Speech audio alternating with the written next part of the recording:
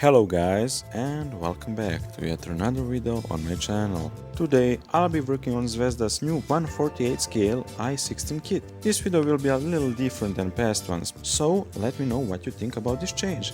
Now, without much further ado, let's crack open this box and check out the sprues provided in this kit. As you can see, there are 5 sprues in the kit, of which 2 are transparent ones. Now, let's check out the sprues one by one. Molds are from 2024, so don't expect any flash whatsoever. As for the sprue, you can see here we have lots of little fiddly parts for the landing gear legs, engine, cockpit, landing gear covers, cockpit instruments, extra armament that are used for some of the schemes provided in the kit, which I'll cover a little later. Also, on the sprue, you can clearly see the bottom half of the fuselage, which is almost fully molded into one piece. Honestly, the details are pretty good, though there aren't almost any rivets due to the fact how the real-life plane was made, so you'll need to use some different technique for weathering than the usual panel liner. Now, let's check out the next sprue.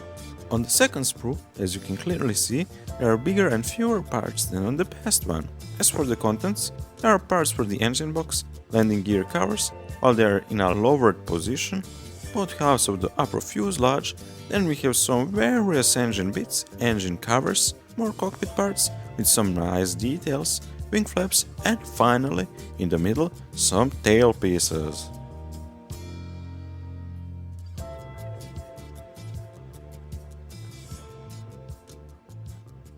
And now onto the third, last non-transparent sprue.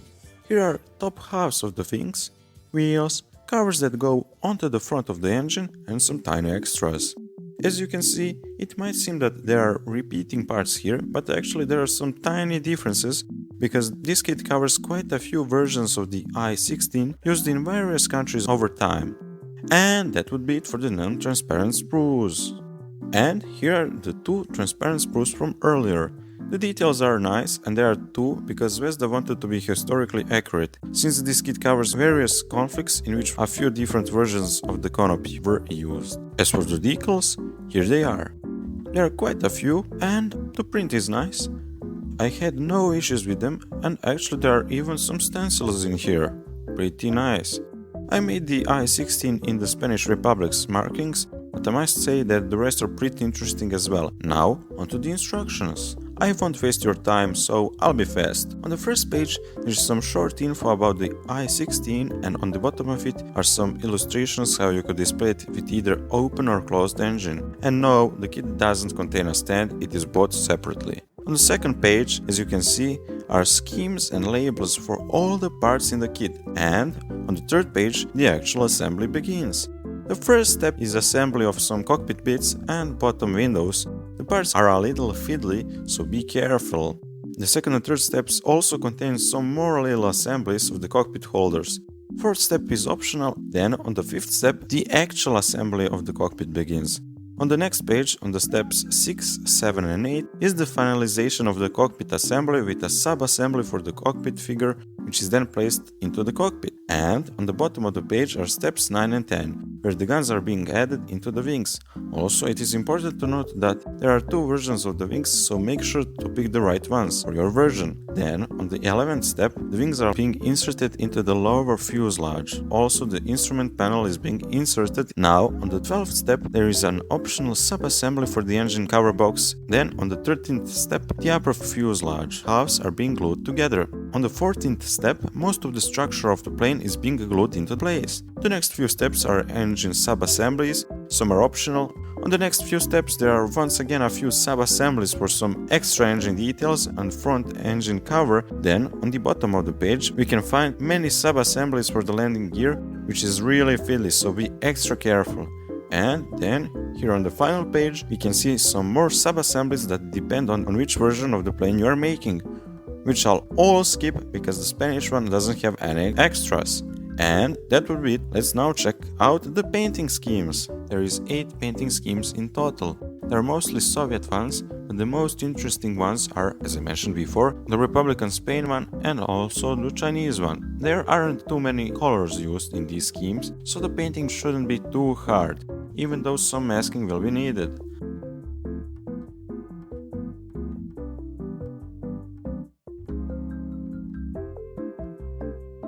Now let's start working on the model, starting with the assembly. Čekaj da se sad ne zajebam, ja? Malo.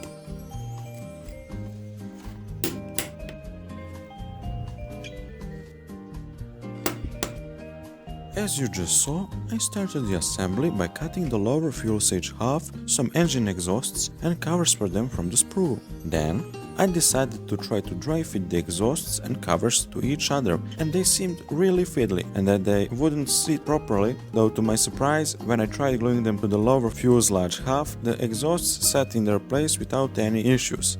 Same goes for the covers. There are tiny guidelines, so just follow them and put the pieces into the holes properly, and you won't have any issues.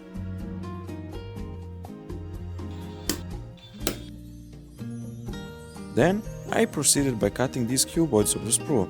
They are some sort of holders, I guess. They are tiny and need to be aligned properly, so I'd recommend you using some tweezers to do so. After a tiny bit of maneuvering, they sat in their place, so I glued them. These aren't the only, let's call them, holders used in the kit. There are even more later on.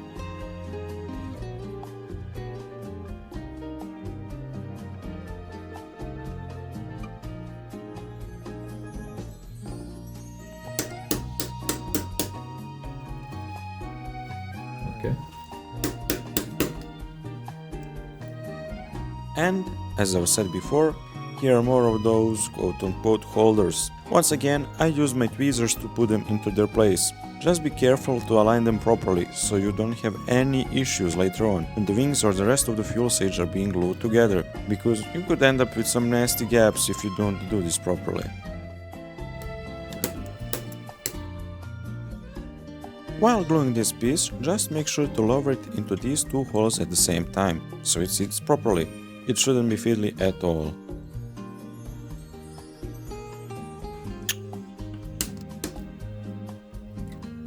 After that, I cut off the sprue and glued this support piece for the cockpit floor. And no, don't mistake it for a weird chair, as I did.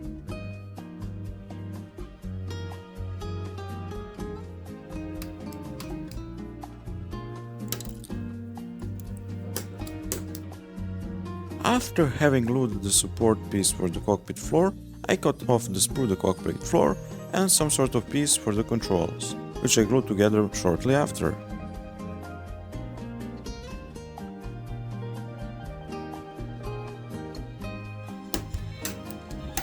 Ovo sam dobro isakao, mislim nemaš posla. Then, next up, was this some sort of arch that goes underneath the floor of the cockpit, as well as these two little levers. I cut them off the sprue and glued them together. While doing this, be careful because these levers are fiddly. Gluing this arch was difficult. I had to hold it into its place while the glue took hold because there are no guidelines at all. Be sure to align it properly and keep it completely straight so you won't have any issues with the cockpit walls later on.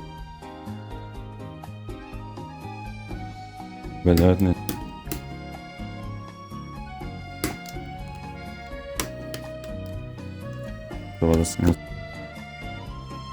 As you are now seeing, the cockpit was slowly coming together. I just had to add some more glue to make sure it is completely secure. I had also glued the control stick into its place.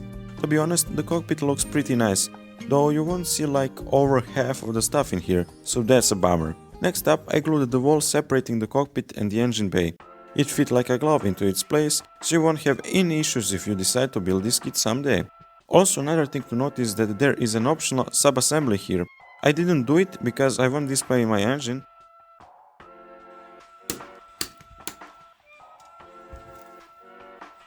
Next off, I cut these supports off the sprue and glued them into their place. They are a bit fiddly, so it was a little tricky to do.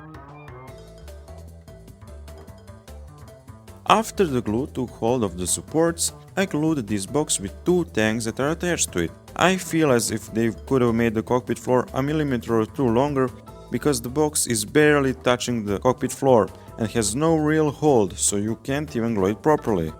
Now, after I glued that box and glue took hold, I glued the seat into its place.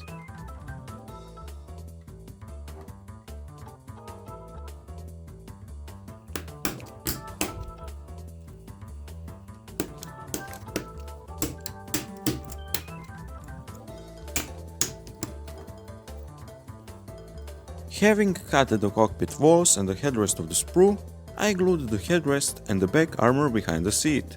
Slowly but surely the cockpit was coming together, though it needed some more work.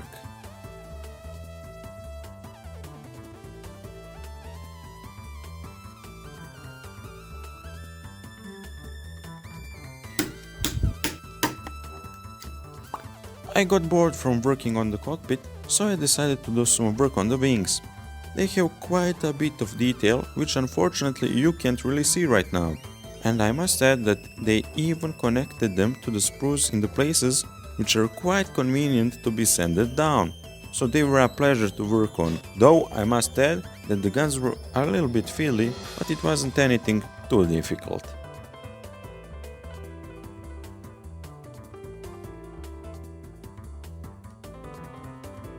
I forgot to mention it before, but be sure to use the right version of the wings for the version you're trying to depict, since there are two pairs of them included in the kit. They aren't completely same, so if you use the wrong ones, it will be noticeable to those with sharp eyes. I didn't have the right grey color, so I was cheeky and used the grey primer I had lying around to paint the cockpit.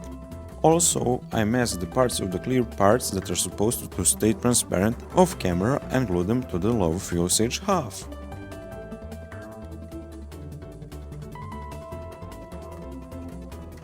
Since I had to wait for the cockpit to fully dry, I decided to start working on assembling the engine.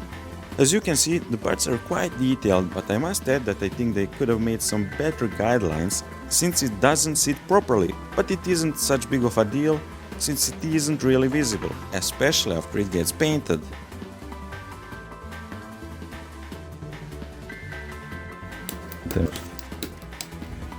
Siga video.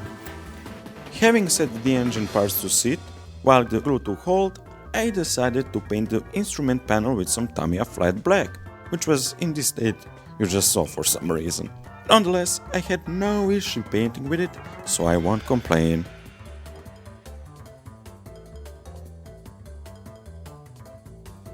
By the time I had glued the engine and had painted the instrument panel, the cockpit was completely dry, so I decided to try painting all the details in the cockpit. I started by painting the silver onto the control stick. After that, I painted one of the tanks behind the pilot's seat into this turquoise color which the instructions had suggested. It was similar to the color that was used in Soviet fighter jets later on, so I used the color I had bought for the MiG-21's cockpit. After that, I used some more of the flat black, and that was it for the cockpit floor and these extras. Then it was time for me to paint the details on the cockpit walls. I used some Russian green, which I thinned down with a drop or two of water, just so it could flow a little better. I also painted the buttons and other extras in other colors, but I didn't record it. They were a little tricky to paint. Luckily, just a day or two before, my friend and I went to a model shop here and got us some models, one of which you'll see soon in a video, hopefully.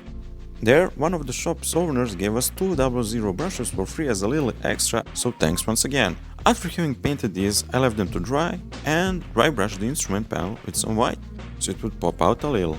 After that, I decided to start weathering the cockpit a little, by going randomly over it with silver, so it looks like the cockpit paint chipped off a bit, which happened often because the I-16s weren't really kept up well because of all the chaos and shortages during the Spanish Civil War.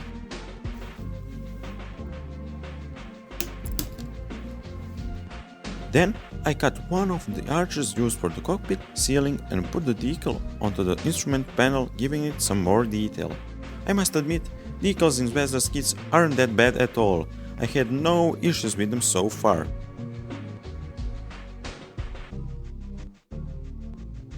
After that, I decided to paint the engine.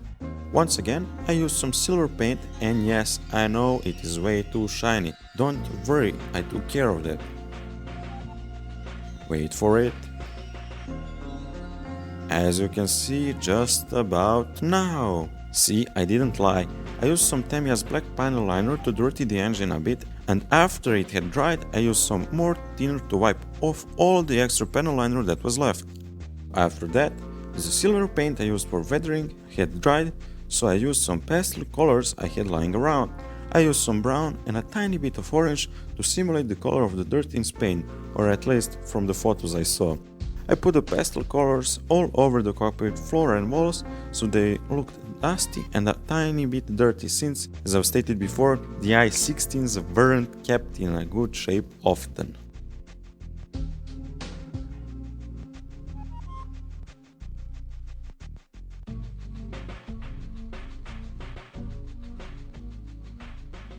After that, I glued the cockpit walls. I was really proud of how the cockpit was turning out, but I must note that while gluing these walls, you have to really be careful that they are aligned properly.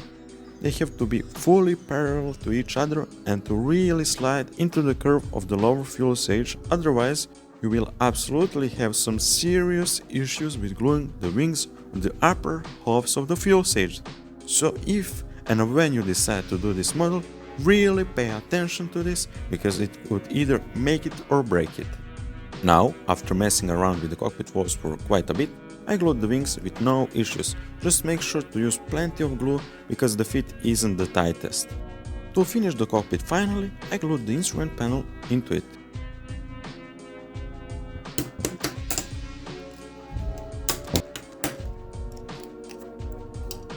After gluing that really fiddly instrument panel into its place and cutting the upper fuselage halves of the sprue, this time I didn't bother to paint them, because when I tried dry fitting them to the rest of the cockpit, you literally couldn't see anything, so I just didn't bother, because the cockpit walls were covering it all except a tiny portion which I previously painted a light grey with some primer, so it wasn't left in the color in which the plastic was molded. Then I had to glue the upper fuselage halves onto the rest of the kit. And I must tell you, it was really difficult. Some parts slid into place straight away, while others just didn't want to. I used a lot of glue to make sure everything was in its place and that there were no huge seams between the parts. It took a bit of work, but it all paid off in the end.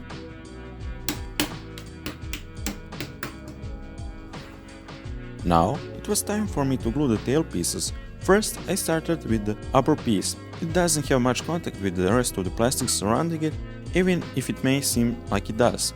So I had to carefully try to glue it and hold it onto its place for a while the glue took hold. After the glue had dried a little, I glued the stabilizers into their places.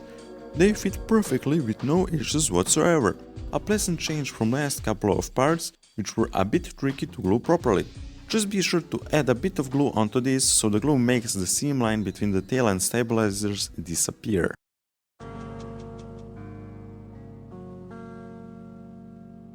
As I've said before, really make sure to use lots of glue and hold the parts down until it takes hold, because for these parts to properly sit, a lot of glue is needed.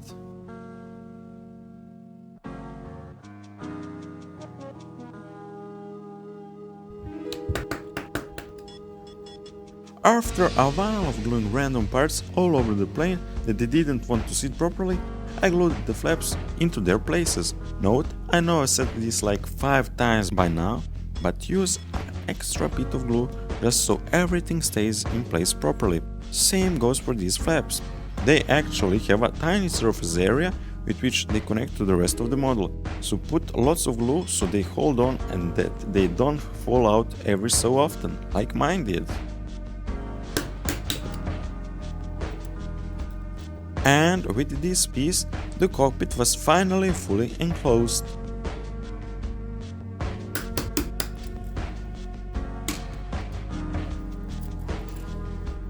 If you know what this part is supposed to be sure to let me know.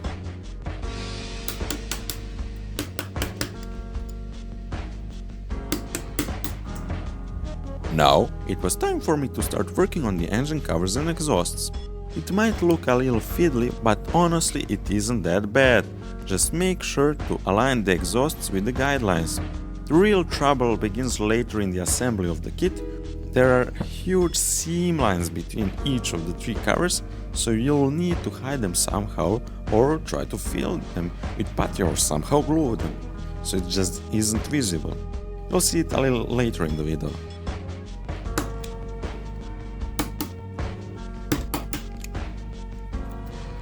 After cutting the front cover of the sprue and sanding down all the debris left from the connections to the sprue, I glued the engine into its place in the cover.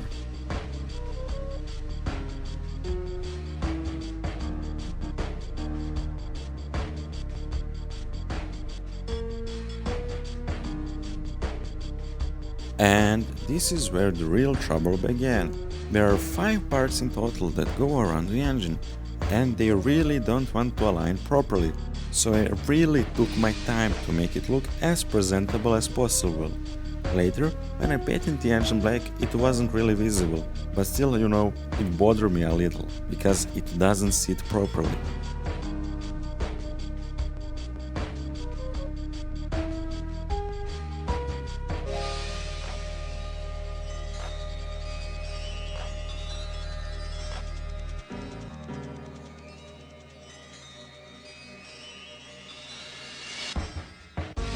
After that, I put on the front cover of the engine, being finally close to finishing the assembly of the kit.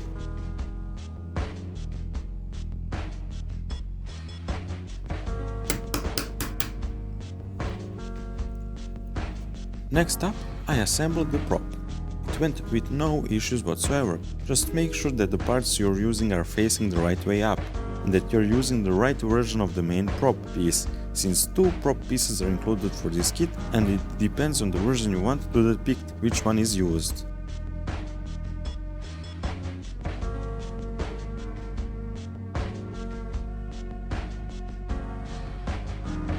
And after a bit of convincing, the prop has been successfully installed.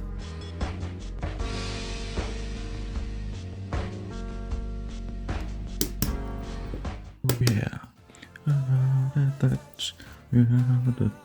Assembly of the landing gear supports went with no issues so far.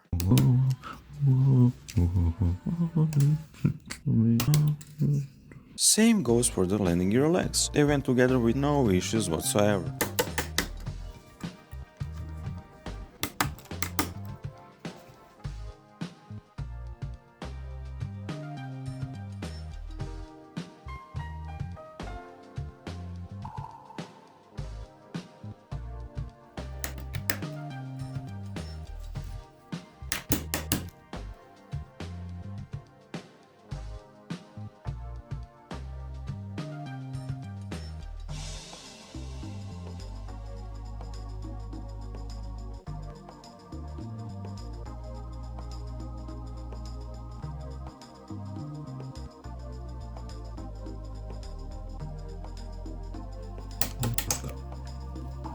These foldable parts for the landing gear legs are a bit frilly, so be patient while gluing them.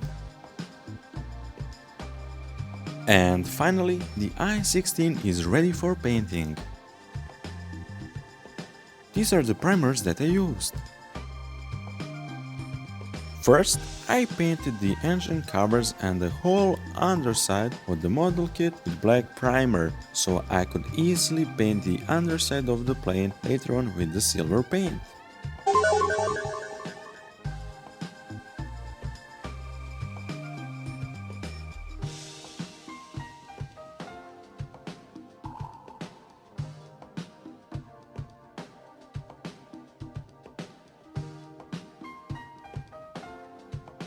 While the black primer was drying, I used the light grey primer once again to paint the landing gear legs, wheels and supports for the landing gear.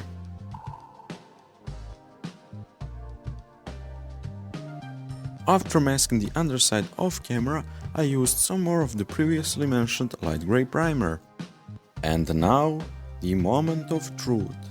Let's see if there was some paint bleeding under the masks. And it didn't. Excellent. Now let's check out the other side. Yep, all good here as well.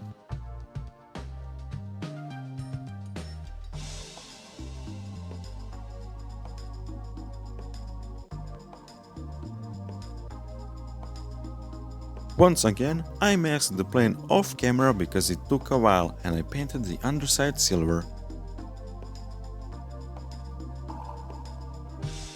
And here's the underside, all painted. Now let's check out how it looks.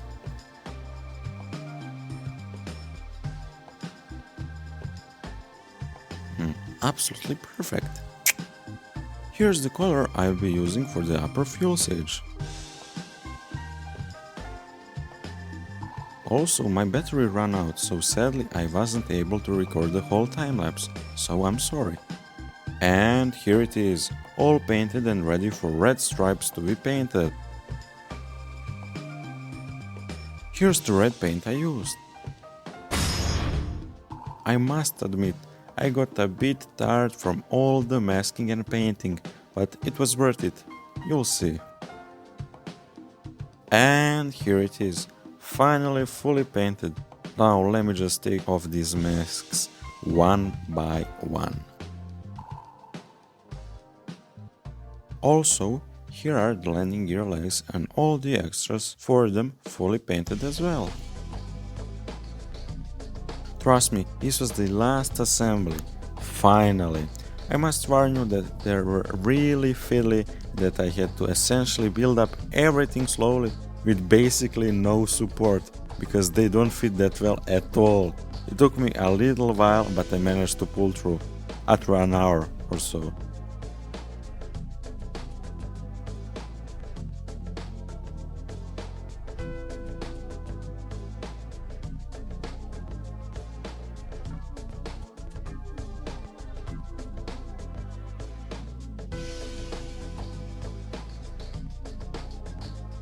After a while, when the landing gear legs and its more aesthetic than really functional for structural integrity supports were glued into their place, I painted the engine exhausts with some dark rust. It was a nice change from having to glue fiddly parts.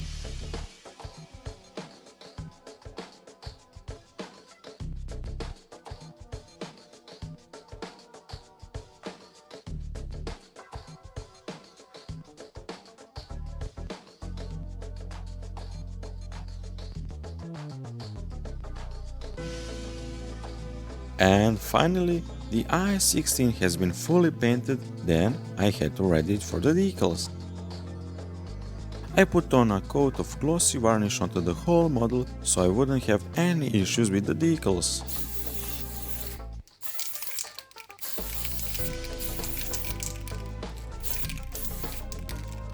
And finally, it was time to put on the decals to really make the model pop. I was and I'm still proud of how the model turned out. So first, I applied the squadron decals.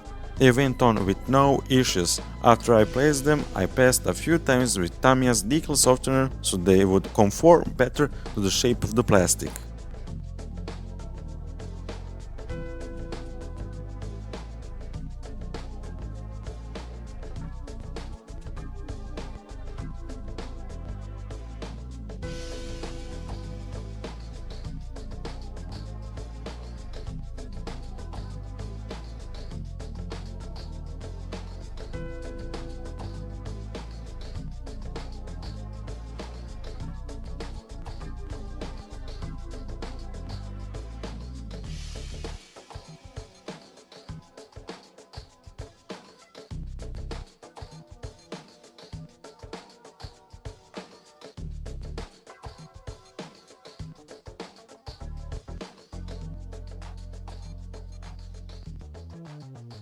After that, it was time for the tail decals. This would either make the model or break it. Luckily, the second option didn't happen. I must admit, each decal sat in its place with no issues. There weren't any gaps or seams and it looked like they had been really painted on. Though I must say that probably Tamiya's decal softener has to be thanked for that as well, not just the manufacturer of the decals. Either way, I wasn't disappointed with the results.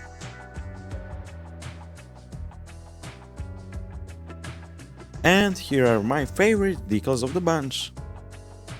I really love how Popeye turned out on these decals. I gotta give them that, the print quality is really good.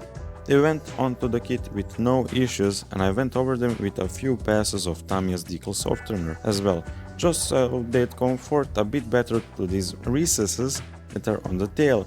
After this, I put a clear coat onto the kit to seal them and protect them because next up was weathering. But before weathering, I started taking off the masks from the canopy since no more varnishes or paints were going to be sprayed. These are the pastel paints I used.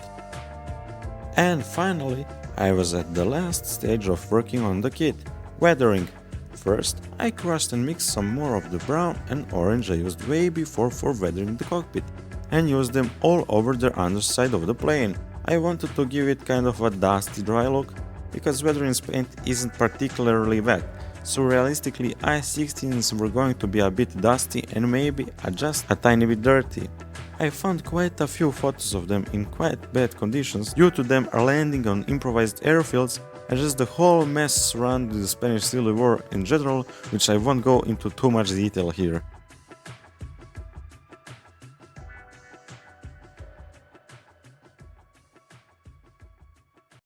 Uno, dos, tres, cuatro.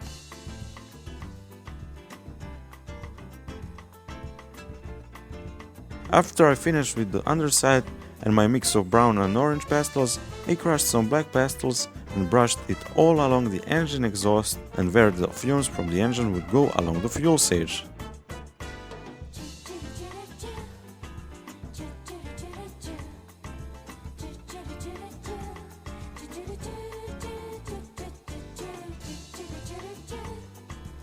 And here it is, Zvezda's I-16 in 1/48 scale in Spanish Republic's markings, all finished.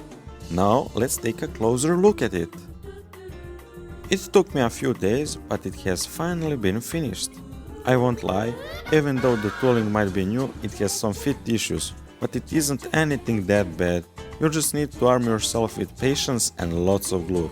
So yeah, the fit could be a little bit better, but the details on the kit are amazing. Same goes for the decals. I had no issues with them at all, and they conforted to the shape of the plane perfectly. I also think canopy turned out quite well this time. That sure is a nice change from the usual sloppy canopies of mine. All in all, I'm pretty satisfied with how it turned out. I didn't go too heavy with weathering, but I made sure to make it look a bit dusty and beat up on the underside because I-16s went through a lot. So, what do you guys think? Do you think I did well? Have you got any suggestions? Also, what do you think about the new format for videos? Do you like it more than the past one? Be sure to tell me it all down in the comments below, after leaving a like and subscribing of course. So yeah, that would be it for this video. Stay safe and see ya. Bye!